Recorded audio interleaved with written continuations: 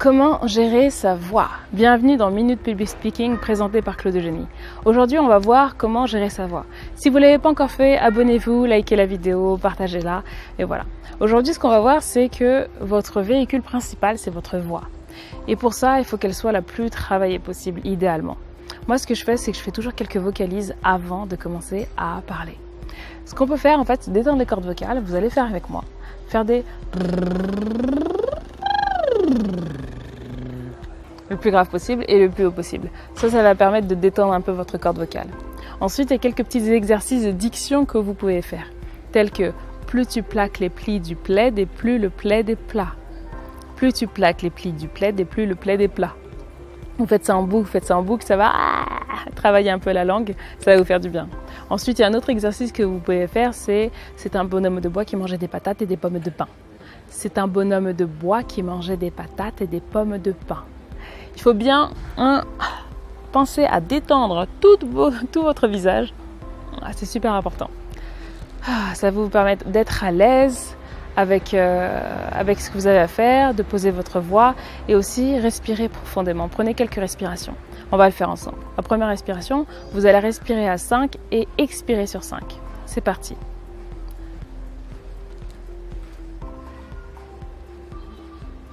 On bloque et on souffle.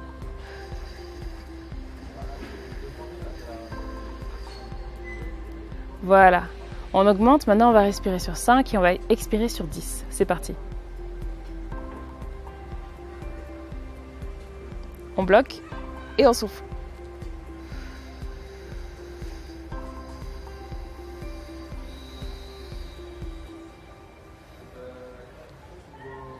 Pourquoi cet exercice? C'est un exercice qui vous permet en fait de maîtriser votre diaphragme. Alors le diaphragme, c'est un muscle qui est juste en dessous des poumons. Vous voyez là, il y a les deux poumons comme ça. Et là, il y a un muscle juste ici. Et l'idée en fait, c'est que toute la journée, il passe son temps à s'abaisser pour se remplir d'air, pour remplir d'air vos poumons et ensuite à pousser l'air à l'extérieur. Et vous devez absolument maîtriser votre débit d'air. Lorsque vous avez le trac, que vous êtes stressé en général, vous avez un peu l'estomac noué et votre diaphragme est un peu tendu. Et donc vous avez tendance à le relâcher rapidement. Donc il se vide très vite et les phrases sont très hachées, très courtes aussi. Et parfois vous manquez de souffle. Vous êtes à bout de souffle et c'est à cause de ça. C'est parce que votre diaphragme n'est pas assez travaillé. Vous devez avoir le contrôle dessus et ne pas faire en sorte que ce soit lui qui vous contrôle. Donc ce que je vous invite à faire, c'est ces exercices le plus régulièrement possible. Bailler un petit peu aussi, ça va vous détendre un peu l'appareil phonique ici. On met la main devant la bouche. Et donc voilà, vous allez détendre tout ça, c'est important. On n'oublie pas les... Et on fait quelques sirènes. Et ça va vraiment permettre ici de détendre les cordes vocales avant de commencer à parler. Ça vous évite d'avoir la voix trop nasillarde, d'avoir une voix qui est posée, beaucoup plus calme et préparée pour ce que vous avez à dire. Faites ce petit exercice avant de parler à chaque fois avant de parler, pas forcément devant les amis et la famille, mais à chaque fois que vous avez une présentation à faire, faites ce petit exercice pour être sûr que tout va bien. Et un dernier détail aussi. Évitez tout ce qui est un peu trop gras, évitez les cacahuètes. La dernière fois, j'étais à Grenoble et pendant une pause, j'ai commencé à manger des cacahuètes. Et au moment de parler à nouveau, il y a une cacahuète qui s'est coincée à l'intérieur. C'était juste atroce. Une petite larme là sur le côté qui a commencé à couler. C'était une catastrophe. Donc voilà, évitez les cacahuètes, s'il vous plaît, les amandes, des choses comme ça, parce que ça reste en fait, c'est pas évident. Il y en a certains qui vont dire oui, une infusion, du thé avec du miel, des choses comme ça. C'est des choses qui peuvent vous aider, bien entendu.